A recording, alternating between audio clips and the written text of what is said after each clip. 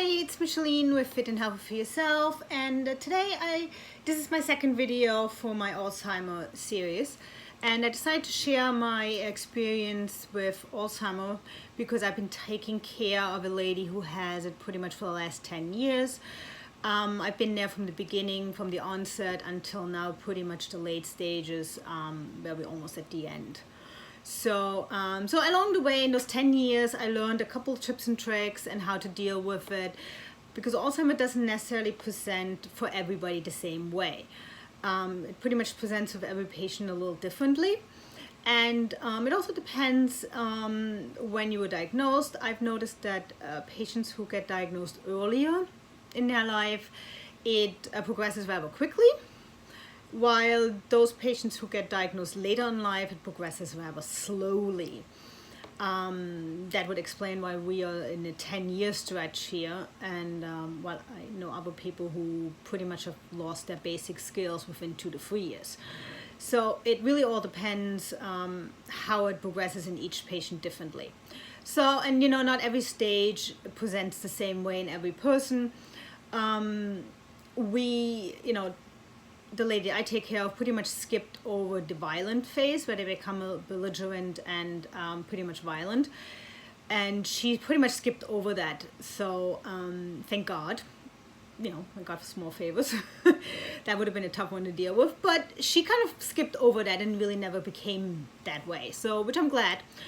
And so pretty much along the way I've noticed really I have two pretty much rules that I came up with, 2 cardinal rules that are pretty much sum up Alzheimer's, how to take care of Alzheimer patients, because Alzheimer patients pretty much are children. I've always seen them as children that cannot understand, cannot comprehend, cannot retain any information, don't have any common sense, and don't really understand or can follow directions. It just does not work. They sometimes, especially in the later stages, it could even happen that the patient will hear you, but they don't necessarily understand what you're saying because they've just lost pretty much the memory of certain words. So there are certain things that you cannot tell them because they don't understand. They don't know what you want from them. So I pretty much came up with 2 rules that I always try to follow. Rule number 1 is, as an Alzheimer caretaker, no matter if this is a person you don't know and you're doing it as a job, or if it's family, the number 1 rule is patience. You will learn to have lots and lots and lots of patience, because without it, it just does not work. The Alzheimer patients tend to tell you the same story 6 times in a row. And they will ask you the same question 5 times. And they will repeat themselves. And all you can do is listen and answer again and again. Because if you become angry, they become angry. If you yell, they become fearful. If you are stressed out, they become stressed out. Because they mirror your emotions. Because they rely on you, so all they really look is at you. The way you act is the way they are going to act. So if they tell you the same story 6 times, you listen 6 times. I actually always find it very interesting to see how much the story will change for each time she tells them. I find it very interesting. That's the way, I always try to see the positive or the funny in it, because otherwise you cannot deal with this. Because you have a person in front of you that you might have known as a complete normal person, and now suddenly they just keep forgetting and become this completely dependable person. So therefore, if they ask the same questions over and over, answer the same way. Sometimes I took it that way, is they like to give you a do-over. That's always the way I saw it, because sometimes they ask you questions, but the way you answer it, they didn't like. You can tell immediately if they don't like your answer.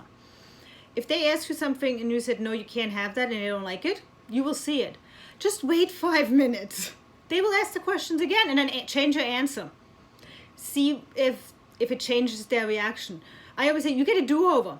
If you answered wrong the first time, wait around and 5 minutes later you get a do-over. Especially in the later stages when they're looking for people that might not be around anymore. I had that, my lady pretty much progressed backwards in age, and she had a stage where she was looking for her parents. But I can't tell her that her parents are dead. You can't tell them that. That will make them upset. They won't understand. They don't comprehend that because in their mind it's not true. So therefore, if she's looking for her parents and I tell her that they are not here, that they can't come or something, and she didn't like that, wait 5 minutes and later on you say, oh, they're just, at work and they will come home. They will be happy. This will bring me to rule number 2.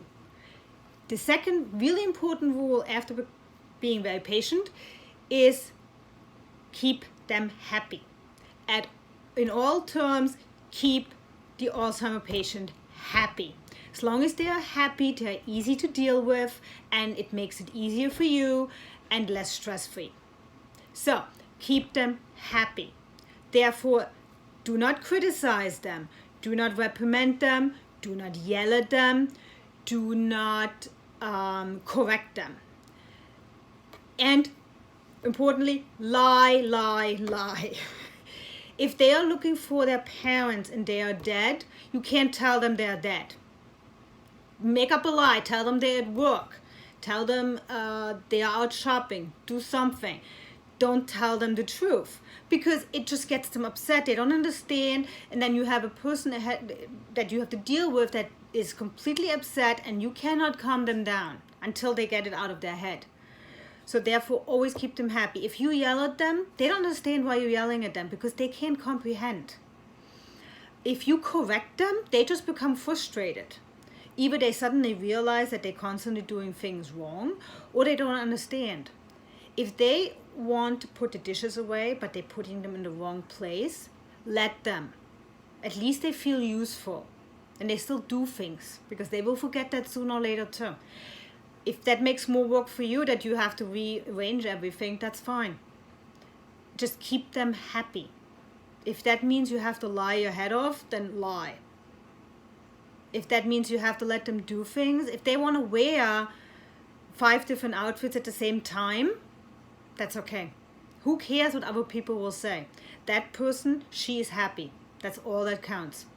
So when you take care of an Alzheimer patient, it makes it a lot easier for you and a lot stress-free for you if you have lots of patience, let them do what they want to do, and if you keep them happy at all times.